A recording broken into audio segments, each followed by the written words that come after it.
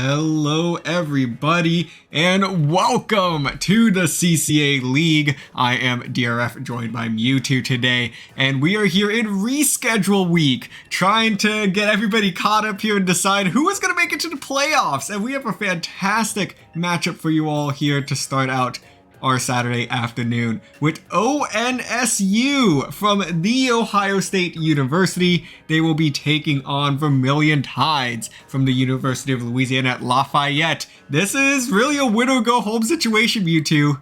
The winner ends up staying in playoff contention. The loser is out of the running.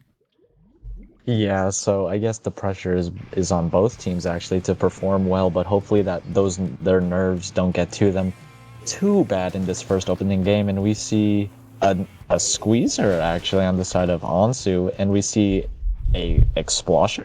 I can't believe those people exist.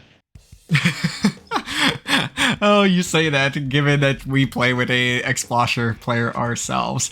But definitely an interesting choice indeed, especially because this map is so E-leader heavy. And it's going to be a scoped as well, which is definitely going to be a little bit jarring on the spectator end, but going to give them that little bit of extra rage, which is already starting to pay off for them here as they get two quick picks. And now it does seem like Ohio State is going to get off to an early start here, capping both zones and already working their way underneath 90 points remaining. Wow, this E-leader just found 3 bodies in the opening 40 seconds of the game. And here we see for OnSU still has all of that zone control, and we see the Explosher using its rain a bit early. I don't know if I agree with that sort of play, but it does allow the T-Tech to go in, and it allows the Stamper to use a Zipcaster, but it does go down. It wasn't really that good of a Zipcaster, and we see a Crab being used trying to get back in, so the splash goes down, and they can't even get a Crab for defense right now.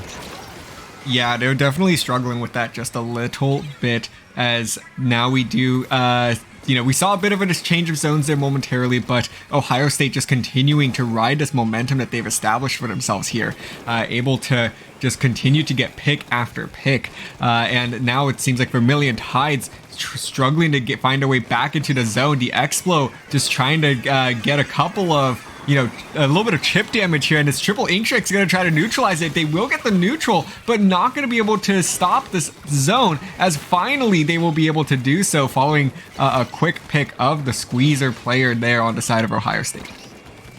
Yeah, I think Raphael's Zipcaster really allowed them to paint that extra zone because the 3 other members of Ohio State were all focusing on him, and now we see Vermillion Tides starting to get back in, but one goes down on the side of Vermillion Tides. You don't want to see that if you're them. But the Crab, can the Explosher pick the Crab? That's going to be huge. He picks the Splash, but he's going to start dancing around the Waybreaker, a T-Tech. Oh no, that's got to be heartbreaking if you're the Explosher player, especially since the T-Tech found its buddy too. Yeah, that was the worst time to run out of paint there, and I think if they had just one more slosh, they could have gotten out of that sticky situation there. But no, it will be Ohio State that is back in control of these zones. 40 points remaining to secure game number 1. This Crab Tank will be coming out the triple ink strike as well, but the triple ink strike first one is going to end up being a little bit wasted as it does get caught on the corner of the pillow, and now it's going to be forced back. This will buy Vermillion Tides an opportunity to get back into this game. Look at the way Raphael is using his Zipcaster to force the T-Tech and the Squeezer into one condensed area. That way their Vermillion Tides teammates can bomb them out. But here we see the Stamper trying to be very patient. He's waiting for that Crab to shred it because he doesn't want to fall into that E-leader range, and the Crab just been wasted on the side of OnSU. But here we see one drop into zone. Raphael's letting his teammates know that he needs some help, but he doesn't really need the help. He found one, and his teammates found the Trizuka. This is gonna look very. This is good for that had to be right on the edge of Raphael's range there, and it's gonna pay off big time as we now see Vermillion Tide retake the lead, and they are on the verge of a knockout here. But no, it's gonna be 2 down, and this is gonna come close. Will they get the neutral? They do get the neutral, and it's a wipeout though, and Vermillion Tide will win game number 1 in comeback fashion. Wow, Vermillion Tides looked like they were struggling the first half, considering the fact that the opening, just the E-leader was able to find so many picks, but since they started to play patient, they started to coordinate their specials a lot better. They're able to shut out the three main aggressors, and then the Eater can't even paint the zone. But honestly, that's a great first game from Vermillion Tides because you want to constantly keep momentum, especially when you're in a dire situation like this where you want to secure a playoff spot. Oh, absolutely. You know, it's a playoff atmosphere here today. Even though we aren't in the playoffs yet, Division 2 has just been so bizarre that like nobody's really secured a playoff spot yet. You know, we're seeing a couple of teams that are just one win away from getting there, but anything still goes in this whole division. We've mathematically at this point, I believe, eliminated 4 out of the 12 teams. So there's still a lot to play for. As far as I'm aware, only tax collectors and tax collectors I think are the only one out in Group B, which is what we're looking at right now. So the 5 other teams that are still around, they're still fighting. So as we said, the stakes in this game is the winner stays in playoff contention, the loser is eliminated, because a 3-2 record is going to be the minimum that is required of these teams. Both already have 2 losses to their name.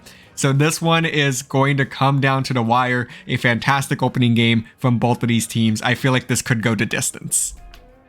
Yeah, hopefully this does go the distance, but not enough distance for me to suffocate underneath my blanket, because either they finish the set or I run out of air first. There cannot be both happening. So if you're OnSU, I would honestly keep the E-Leader because of how much pressure it can exert on a team like Vermillion Tides, but you do need to watch out if Raphael still decides to go that Splatana Stamper. That's probably going to be his first target when he pops that Zipcaster, so you're going to need one of your teammates to come back and help you out, or otherwise you're just going to lose your backline. Oh, for sure. You know, I'm curious to see what backlines do come out for both of these teams. Because the E-Leader, I think, did a fantastic job there. I think the E-Leader did kind of win out that backline battle more so, but the Explo here, I think, could definitely, if it makes a return, make a really big impact. But for sure, I think the stars of the show, because it's tower control, is going to be whatever triple ink strike weapons come out of either of these teams. That's so true. And here we are getting into it. On the side of OnSU, we see a range blaster and a heavy. So there goes the E-Leader, but on the side of Vermillion Tides, no backline at all. It's just double splash, a T-Tech, and a Splatana Stamper. Huh.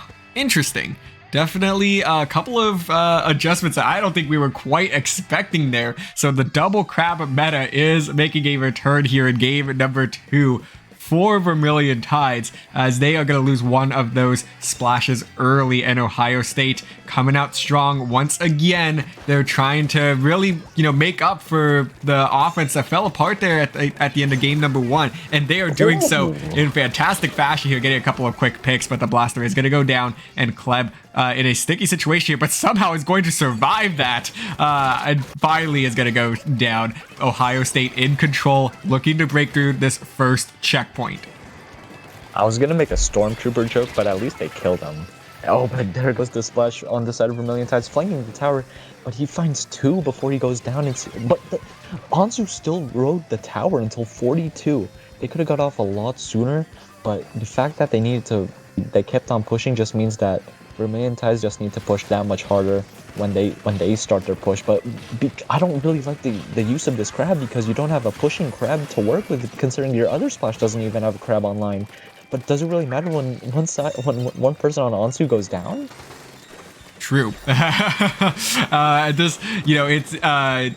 The staggered specials here, I think, is actually going to end up paying off for them here, as they are going to have some, maintain some pressure just at some off times. But of course, as I say that, they are going to go 3 down, and this will be Ohio State back in control, coming up with a big stop right before checkpoint 1. Wow, they really needed more specials to work with, because you can't break through a comp like this without using at least 2 grab tanks. And here we see the machine in mid trying to find one. There was one overextending. That's the thing with Vermillion Tides. I noticed that they always keep trying to run at the enemy, and they're just getting so heavily punished. And we see an empty crab not really being used for much. Let's see if they shred this Booyah Bomb before he can run out, but if we see the Booyah Bomb, can it find one? It does find the T-Tech, so there's going to be no triple ink strike online for the next few seconds. Yeah, and that's going to be a big pick there. I mean, this machine getting a lot of chip damage here and able to start staggering the members of Vermillion Tides. But no, that's going to be 2 down themselves. Somehow going to avoid Raphael there for a minute, but Raphael will clean this one up and go down themselves. So now a bit of a scrappy game here as everybody just kind of getting picks left and right, just chipping away at each other. And now this tower going to start to move forward just ever so slightly for Vermillion Tide. They really need to establish this paint control in front of the tower so they can paint the way for their offensive players to start making a move. And that's exactly what we're going to start to see from them now, as Kleb is all the way up in their plat. Raphael with the Zipcaster able to push all the way up, going to go ahead and get that recall in. Dino going to have to step off this tower, but they should be able to break through this first checkpoint and really close the gap here. Yeah, I really didn't think that the double crab being used at the same time is going to work. And it looks like 2 go down on each side. 3 go down on the side of Vermillion Tide, so that's a Vermillion Tide push over. And yet, they still don't have the lead from OnSU. That opening push really paying dividends right now because they don't need to push back too hard. That means they could still stay steady. Their defense can still stay steady. And Vermillion Tides, you're probably just going to keep feeding into them like usual. And they need to start finding a way around their feeding habit. For sure. You know, it's honestly, you know, as if I'm really tired right now, I'm actually okay with being in this position here. With 1 minute to play, you are within 4 points of getting back this lead, and you just basically need to execute exactly what you just did before. And it's gonna start by first of all having to stop this tower, which is slowly running away from them in the opposite direction. But a couple of big picks here by Kess is going to be able to open things up, and now they're gonna have to do exactly what we saw in that previous push, and that's start getting your aggressive players forward, paint in front of the tower, and be able to just open up the way for your team. As Kess is now gonna bring out the crab, and is just gonna try to stay shielded, forcing this tower forward. But no, the triple ink strike is gonna come in and shut down a couple players. With 20 seconds ago, it's a 2-point game. Dino gonna somehow get that jump in, but no, they're gonna get called out. Oh no. That would have worked so well if I think Dino just stayed in his ink. I don't know if any of his teammates would have noticed that, but honestly, right now, OnSU just needs to hold steady. They were using these triple ink strikes to force them off the tower, and they have so much more left to do, and they used a Booyah Bomb, and that's going to secure Game 2 for OnSU. The set is now 1-1. Both teams are equal in their power, honestly. I think, really, the thing that allowed OnSU to win was Vermillion Tides in the middle game, in the mid game, who were just constantly running in and just dying to OnSU's impenetrable wall. And towards the end, I like the fact that they actually staggered their crabs instead of using both at the same time. But when you have displacement specials like the triple ink strike or the Booyah Bomb, those don't really do much in the face of those two behemoths. Yeah, I mean, that's a fantastic analysis there. Yeah, I certainly agree with all those points that you made. You know, it's I mean, if these are the first 2 games that we're going to be seeing between these two, you know, I'm just getting, I know it's still early, but I'm just getting so excited because this could be a 7-game set that we have on our hands, because, I mean, those last couple games were just so close. And now as we look forward to Rainmaker on Mahi Mahi Resort, a very, very small map, this Rainmaker moves quickly. You know, that first checkpoint can be a bit tricky to get in the early game, but once teams kind of settle in place, definitely anticipate both these teams knocking out that checkpoint a couple minutes in, and from there it's just going to be how far can you just force that Rainmaker forward. That's so true. And honestly, if I were to see a comp change on the side of Vermillion Tides specifically, I'd like to see Raphael on that Splatana Wiper instead of the Stamper. I think Hammer on a mode like Rainmaker with its quick popping power and Platana Wiper just being a very aggressive weapon, I think this can pay dividends on a small map like Mahi Mahi, especially with those torpedoes, because the opponent can't really run anywhere if the tide isn't lowered. Yeah, that is true. You know, it's gonna there's really, I guess, two phases to this game. So it's gonna really impact how you sort of position yourself, especially early on. I sometimes, in a way, I think it might almost be beneficial to just let your opponent get the first checkpoint sometimes, just so you can open up the rest of the map and it becomes a little bit more playable. We see a Nautilus on the side of OnSU, which is not what I was really expecting, but having such long range on a short map allows those short range shooters on the side of Vermillion Tides to not be very effective. But one goes down the side of OnSU, we see the T-Tech trying to rush the Nautilus in true Vermillion Tides feeding fashion. But we see 3 go down to the last one. Oh my goodness, the last one's the user who managed to stave him off, but no. Okay, well, this one is... I'm just gonna say it right now. It's looking like a wrap. It looks like early on. No shot! That actually happened. They really let that happen. Oh my goodness. Okay, the S in OnSU stands for Stormtrooper. I'm saying it. I can't believe that. Wow, that was like what, less than a minute? Honestly, like looking at the start of that game, I was like, you know what? If I'm ONSU, I'm okay with this. The map became more playable, but that Rainmaker just kept moving. And that was a fantastic play by the Splatling there to grab that Rainmaker. You know, use the very little coverage that is available to you.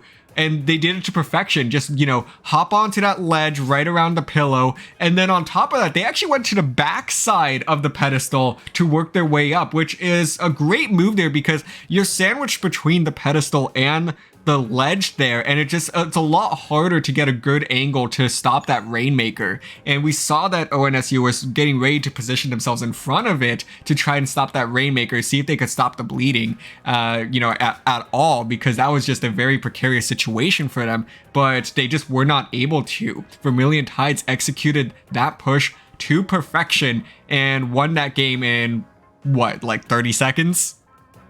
I guess, but if you're OnSU, you should not feel discouraged at all. The first 2 games were very close, and it could have went either way. And the third game just managed to slip out of their grasp. And honestly, you just need to take a deep breath. You know, like calm everyone down. You know that you are on equal footing with these guys, and they just got one on you. You should go.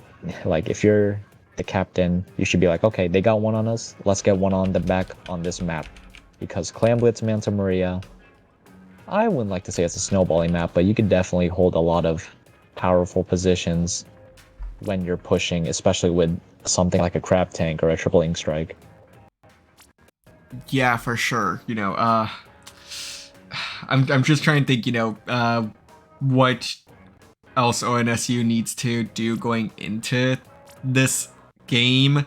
I think that with Clamblitz Manta Maria, it is going to be definitely a little bit slower paced. I think so far this season, we have historically seen that Clamblitz Manta gets decided in the last minute.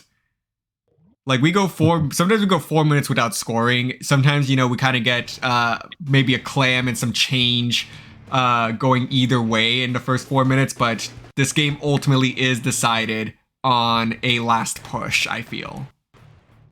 We see a Splatana wiper, not from Raphael, but from Slim Java of OnSU, and we see a Kraken roller from Vermillion Tides. They're definitely gonna try some Kraken, Clam Blitz, basket, shenanigans if Vermillion Tides does start getting a push going. But we see the Splatana wiper immediately putting so much pressure into mid. We see it found the crack on Splat Roller very early and 2 go down on side of Vermillion Tides. If you're OnSU, I would be assemble a power clam immediately and start and just run for it. And take a look at that Splatana fighting their 1v1 against the other Stamper. So they're gonna both disengage there ultimately. But it seems like ONSU has quickly found their footing in this game, as they've just been off to a great start here, as the Hammer is gonna try to come in and open up this street, and they're gonna go ahead and toss it. Not gonna be able to get that extra pick, but it seems like that they might have a push on their hands, which they do. And take a look at this. They have a barrage of clams coming their way as Kess is going to try to come from behind to shut this one down, able to pick off the machine.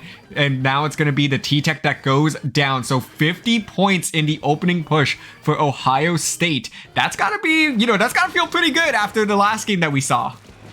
Yeah, that is nothing to scoff at. But here we see Vermillion Tides already going into the little street area, but once go down, you can't really push with a 3-man team, especially when all 4 members are alive and ready to rock.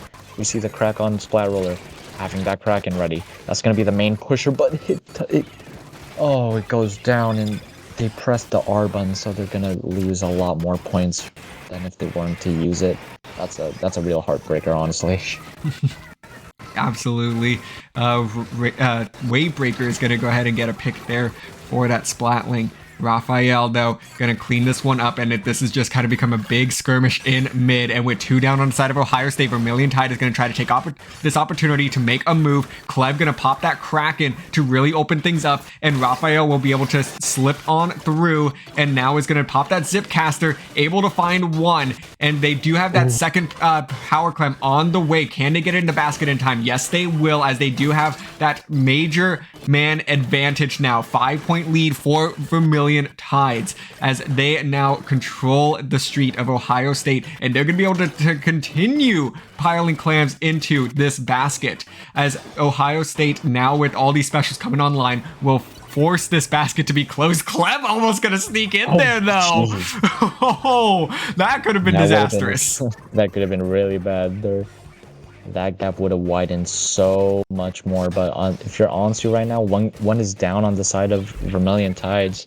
Honestly, you build your specials first. You need to play this patient. Although you don't have the lead, you are going to get it if you just play patient. You just play relax. But to go down on the side of OnSU, that's not really what you want to see right now. We see...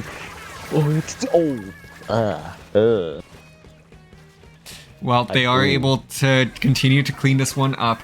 It looks like Vermillion Tide's trying to get geared up for yet another push. Raphael holding on to that power clam, but not going to be able to find their way in quite yet. Clam economy entirely in favor of Vermillion Tide right now, as it's going to be the Splatana battle there. Ultimately, I think going to be won out there by Vermillion Tides.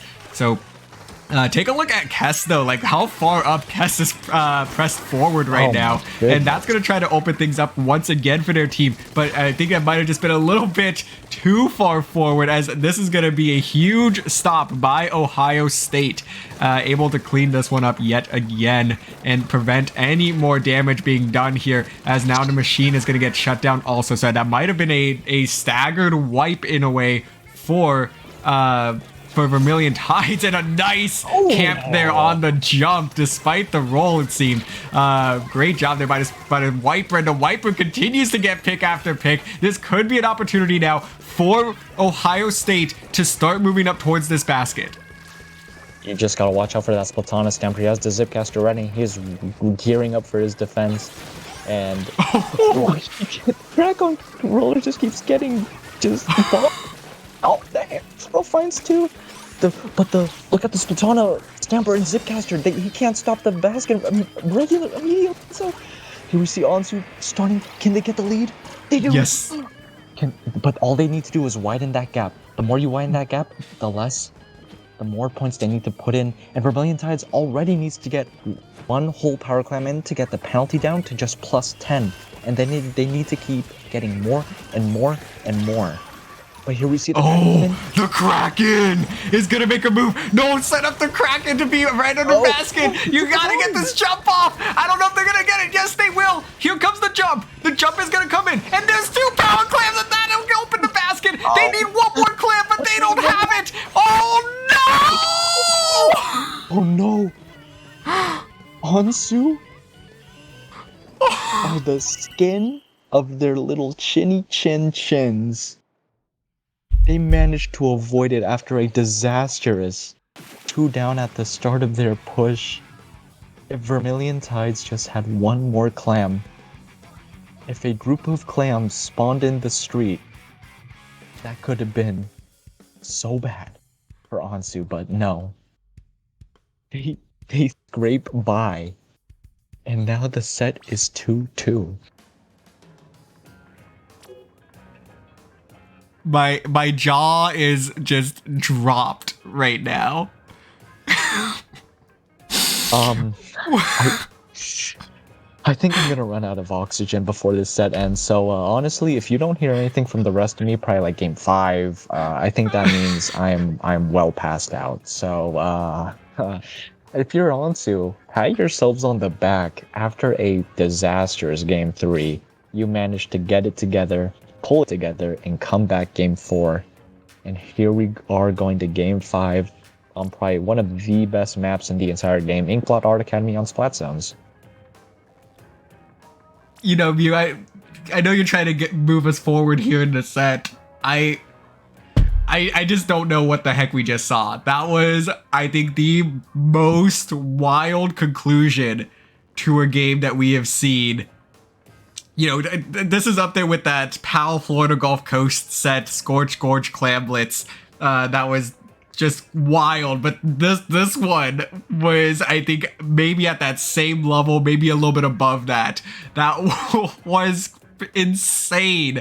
That came down to just seconds there. I think Ohio State actually almost shot themselves in the foot as well. I would have loved to have seen the machine in that game actually just shark underneath the basket with about 9 seconds to play. See if they could force that basket to stay open and it don't even let them have overtime. I think they had 1 or 2 clams on them. So, you know, I think there was an opportunity there for Ohio State to even prevent that from happening. But they ended up delivering on the defensive end. So I think it was ultimately a winning call either way to get your defensive efforts set up there, but also to, you know, if they wanted to just stay there, they could have.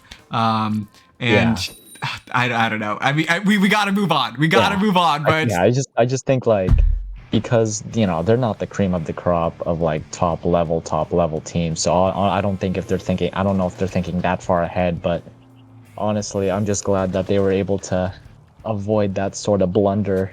But here we see the Explosher come back once more, proving that they are not an extinct species. And here we see that E-liter, but this time it's unscoped. Yeah, definitely. So, and like you said, that Explo does make. I lied. Oh. Yeah, no, you're right. It is scoped. It is scoped. So this is going to be interesting backline battle yet again. Explo going to be able to get a lot of pain down, but it's going to be the scope that is going to get the job done here early for Ohio State as they now maintain control of this zone early on, trying to stagger the members of Vermillion Tides. And now this E-liter is going to go ahead and hop up onto this box here and just make it as difficult as possible for Vermillion Tide to just get themselves back into the zone. And they're doing a fantastic job of that. T-Tech going to overextend a little bit, going right into the hands of Ohio State. Classic Vermillion Tides. And honestly, the E-liter can paint a lot if, you know, the E-liter just paints with the dead bodies of those who they have killed. But here we see Vermillion Tides. All 4 members are alive, and it looks like they're starting to slowly try and push up onto their plat. They don't want to push up too just.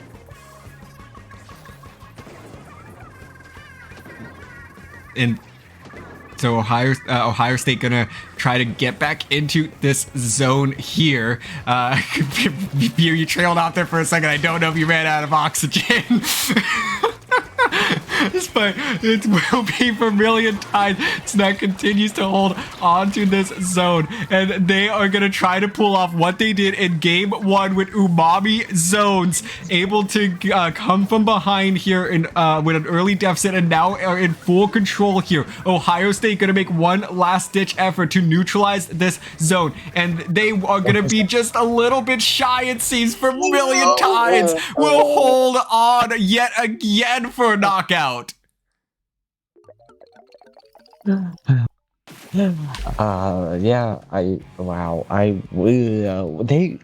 thing is, OnSU almost had it at the end. They just needed more paint down, but some of their members did go down, John, and like, here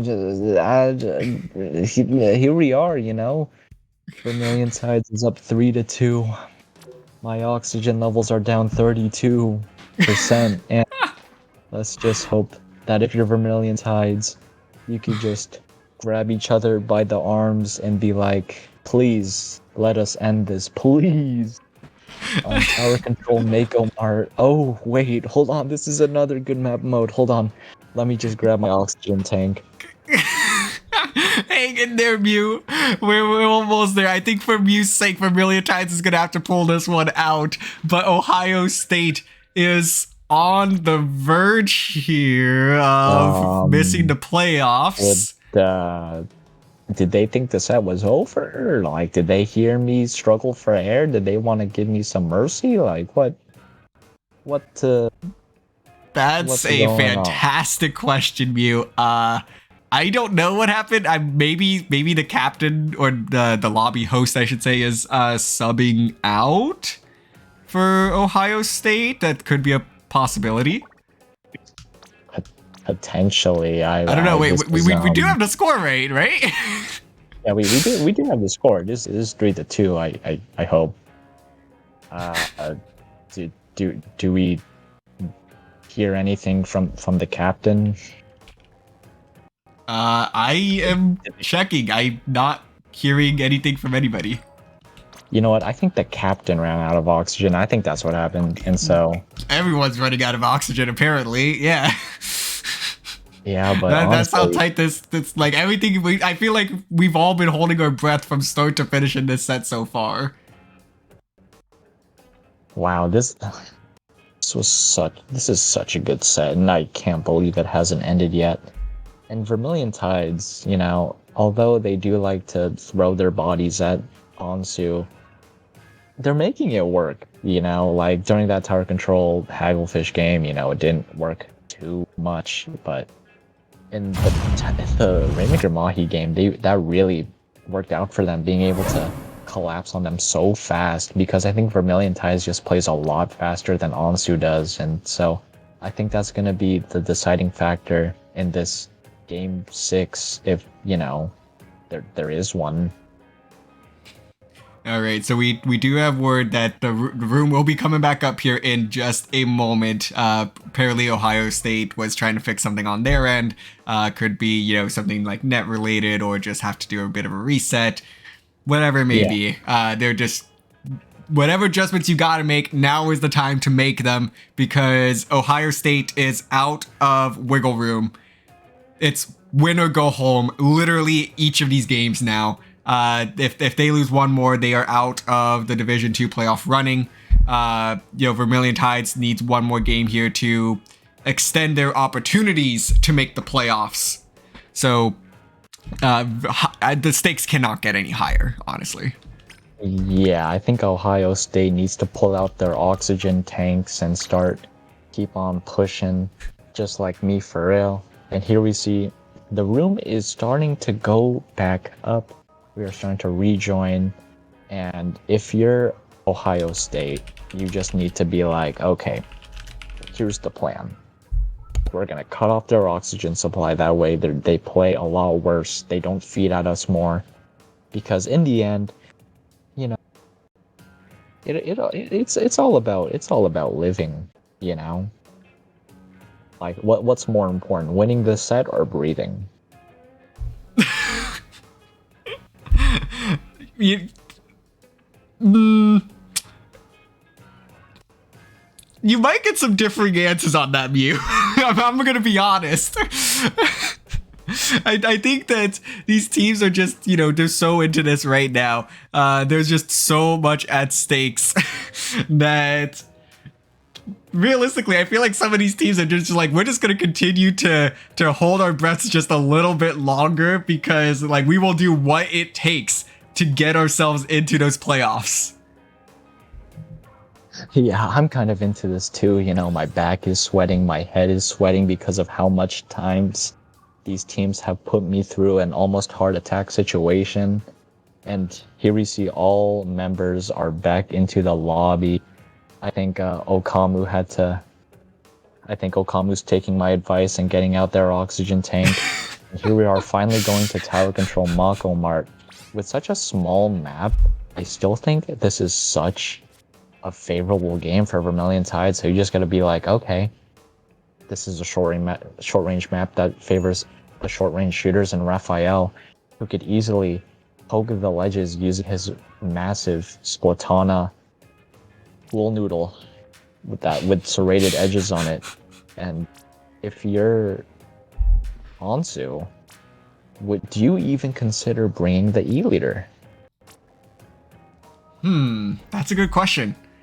I just don't think the scope is the play here. I don't. I think you need to go a little bit more aggressive. Right. I think that's gonna be the play, because like get those triple ink strikes out. Go, bring out the splashes, bring out the T-Techs. I think that's what you're gonna have to do if you're Ohio State at this point. Mm-hmm.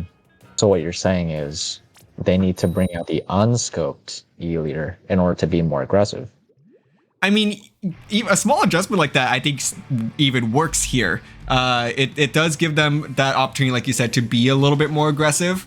So let's see what they ultimately end up doing. We are going to see that Rapid Blaster coming out, actually. So, no...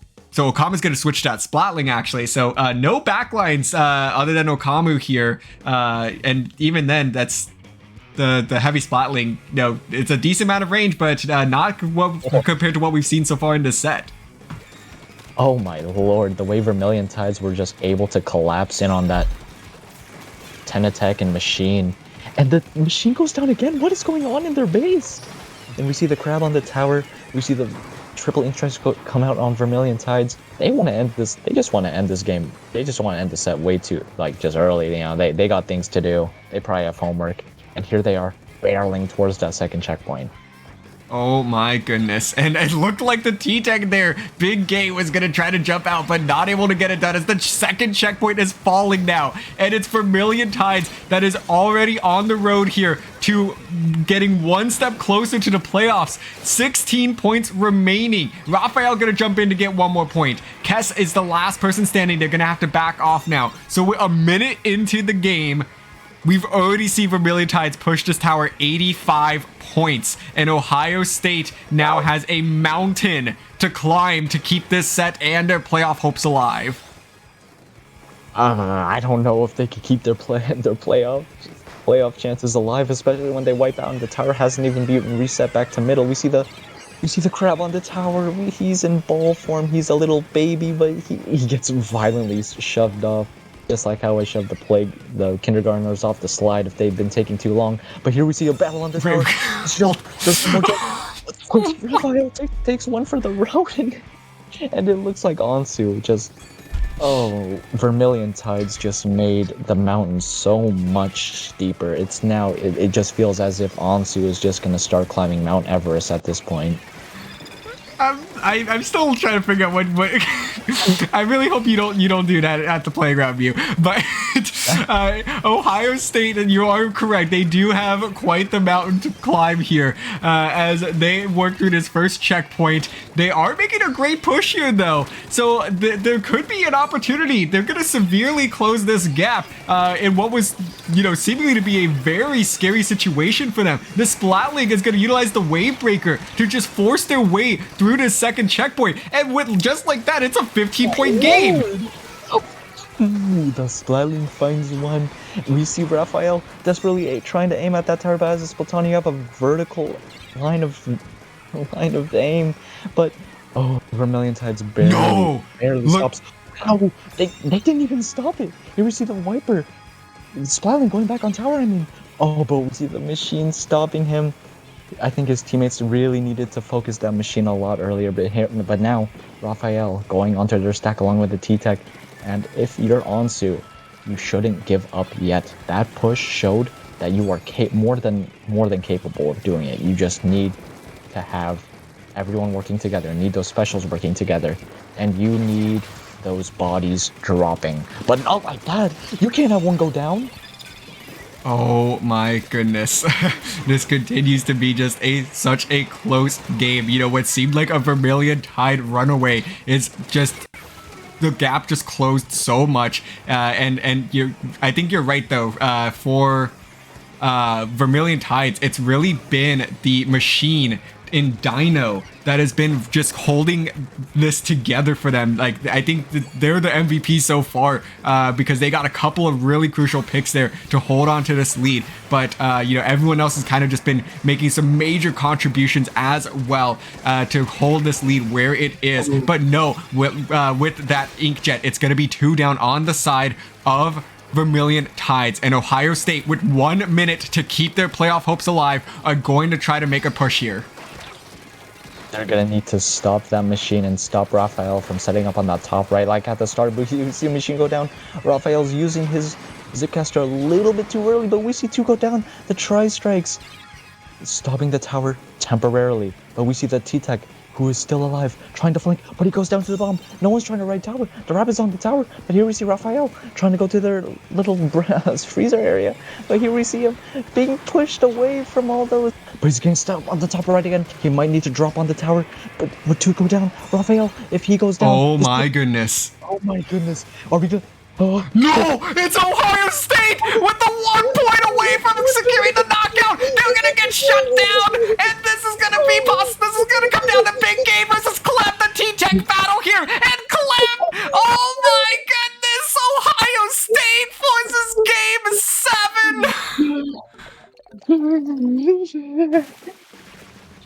7! John, if that's your name, can we?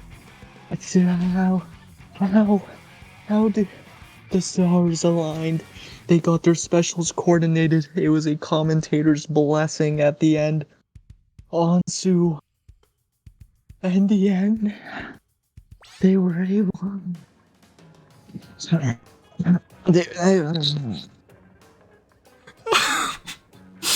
Oh, this isn't even the playoffs. Mew. Oh, please. I don't know if I can do this anymore. Oh, we need a new shipment of oxygen tanks. I don't like this anymore, man. I don't like this, man. Rainmaker Eeltail. Oh no, we seen what happened the last time they played a Rainmaker game, and it was all just Vermillion Tides. But if you're OnSU, you're OnSU, and you wanna win, you gotta pull out all the stops, just like that tower control Mako game. You do. I mean, like, first of all, a couple of statements here on this one. For one, I am shaking. And like, if I am shaking, I can only imagine what is going on with these players right now. I really wish we had the VC drop-ins set up for this game, because it's wild. This is really where stars are born, in this type of environment. We are gonna have to see somebody come up with a huge game here to lead the way for their team. And it's I mean, honestly, we're gonna, something wild is gonna happen. Somebody's gonna come up big and just open up the way for their team. Second thing that I wanted to add to this is, given the way the set has gone so far, Vermillion Tide has thrived in the fastest of games. If they can just maintain a fast pace through these games, or through Game 7 here, they should be able to run away with this. We saw in that last Rainmaker game in Game 3 on Mahi Mahi Resort, that game was over in a minute. Vermillion Tide, that's going to be their objective, is they need to replicate what we saw in Game 3. Ohio State, in the games that they've won, has gone the full 5 minutes. So for them, their objective is going to be extend this game as long as possible. If you can just slow it down and set the pace, prevent Vermillion Tides from getting those early pushes, those fast pushes, you should be able to help yourselves build up a great defensive wall and turn that into an offensive push that should hopefully carry them to a victory here. But Mew, for the last time in this set, let's take a look at these comps.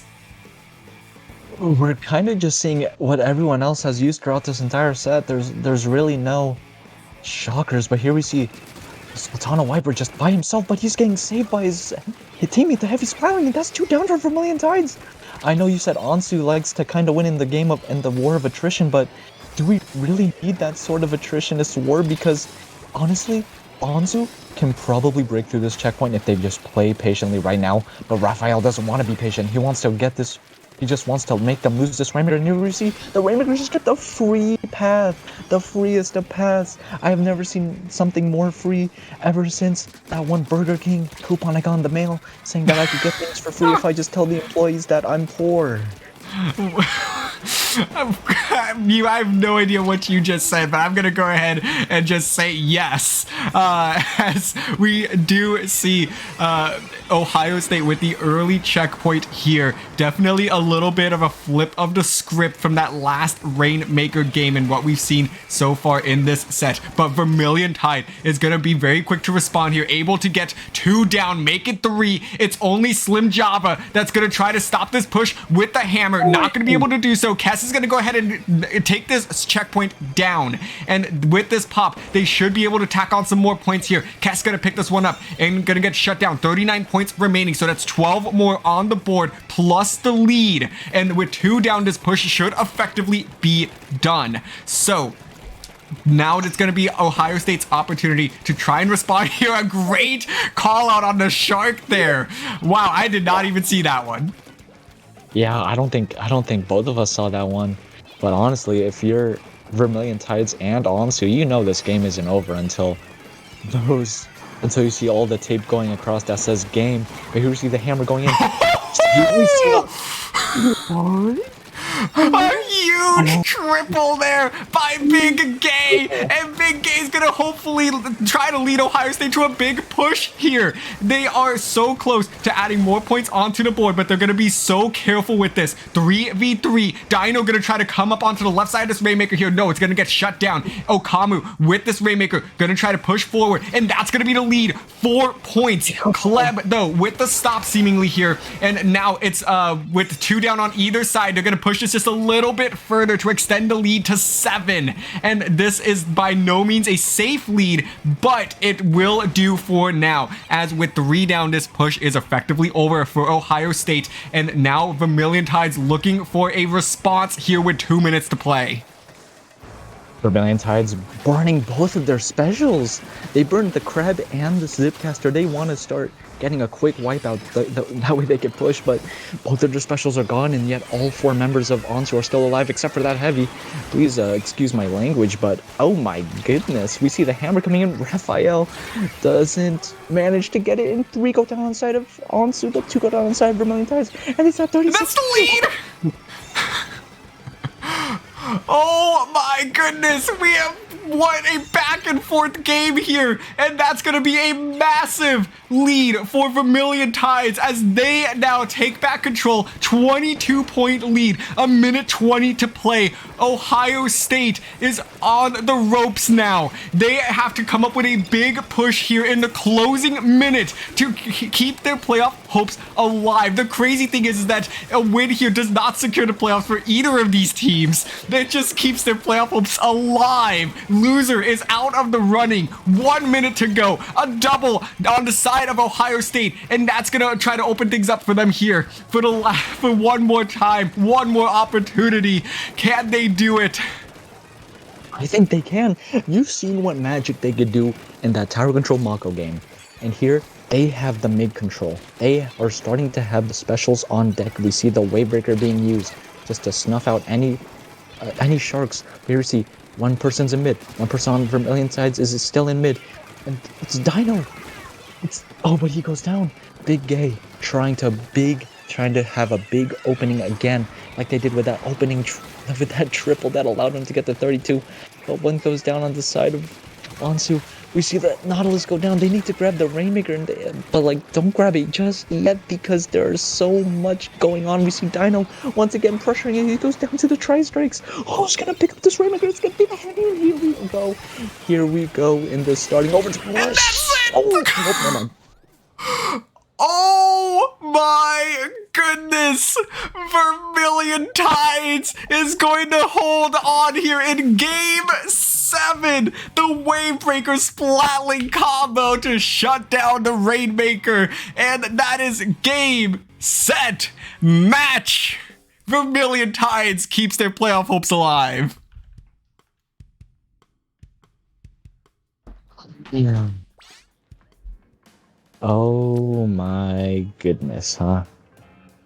Wow, this set was just the gift that kept on giving, and in the end, it gave Vermillion Tides the win. And here we are. Here we are. Here we are. 7 games have passed. Vermillion Tides is still clawing toward that playoff spot. I think they have another match coming up now. You would be correct, Mew.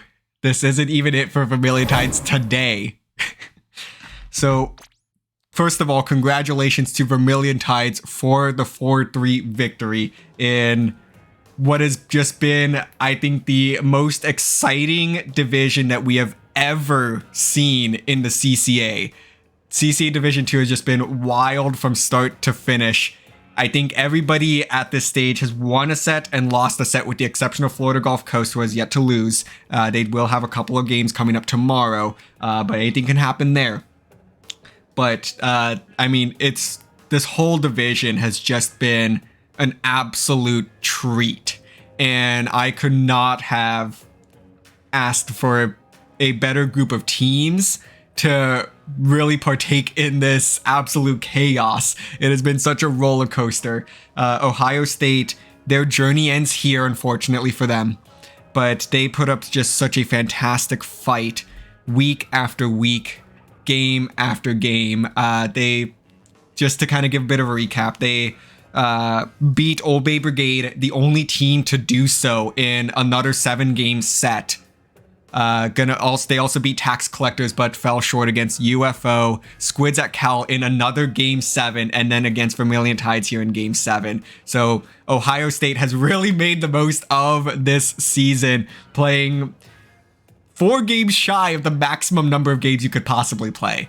I really want to give them their flowers. They were just such a great team to have here this season, and I really hope that they're able to come out of this with their heads held high and said, you know, even though we came up just a little bit short, we put up some great fights and we're part of the best division we have seen in the CCA league. So I really just, you know, congratulations to Ohio State for the season that they had. Vermillion Tides hangs on for one more set. They're close. They're closing in. Yeah, honestly, I am. If I had to say something, I just wanted to say I'm sweaty in too many places, and I'm sweaty in places where I don't want to say I'm sweaty in. So I think, wow, God damn it, Mew. The Vermillion Tides, first of all, they were. Oh my goodness! After that Rainmaker Mahi game, I thought they'd ride that momentum into a quick 4-1 or like a 4-2. But the fact that they were brought to Game 7, brought to almost their breaking point, but they've still managed to beat OnSU and once again show how just amazing stuff like this can be with all these evenly matched teams. You get to see some real gems of matches that you won't usually see in a regular tournament setting. And to commentate this was such a blast, honestly. Like this when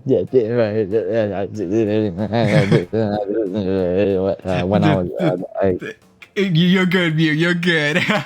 I can't. I just can't believe that. I know. Honestly, like I'm at a loss for words too. Like, just I really do commend both of these teams. Like it was such a blast commentating that set. You know, we survived it though too. I know we were possibly running out of oxygen there just a little bit. So you know, we made it through. They all made it through. In what I hope will go down as you know, once again another CCA Classic. I mean, I feel like we've had a couple of these so far in the back half of this schedule. It's all these sets have been just so close recently, and something tells me that this isn't the only close set we're going to be seeing today. As Vermillion Tides, they're going to go ahead and take about 30 minutes to grab some food, grab you know, whatever they need, some water, because water for sure, and get geared up.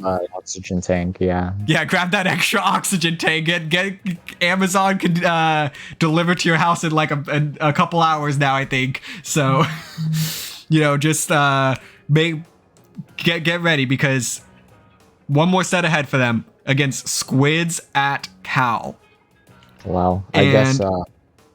Wait, before we eventually get kicked off the air, I would just like to say OnSU's chances at making playoffs are OnSU.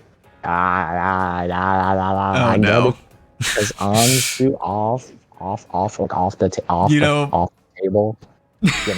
like OnSU. You know, like OSU, but like, you know, not the rhythm game, but you know, like off. You know, like turning a light switch off. Mew. Like turning my oxygen tank levels off. Mew. Oh no. Well, just to give a bit of a preview for what is to come though, like we said, Vermillion Tides will be playing Squids at Cal. These two teams do have history. This is a repeat of the third place match that took place last season in Division 2 once again. That game, or that match, went the full 9 games, where Squids at Cal came out on top 5-4. This is a bit of a revenge match here. These two teams have been looking forward to playing each other, so they're going to face each other one more time for the first time this season, in stakes that match exactly what we saw last season in that third place matchup. So that's going to be a fantastic one to look forward to. Kyon and Elixir are going to be bringing you that match in just about 30 minutes. So we're going to go ahead and take a bit of a brief break. We will try to get back as soon as possible, as soon as these teams are ready. And honestly, it's going to be a photo finish. You all will not want to miss this. Mewtwo, thank you so much for joining me for this set. Go ahead and plug yourselves. Where can the people of our chat find you? Thank you, John. They could find me on Twitter at DARealMew, MEW2.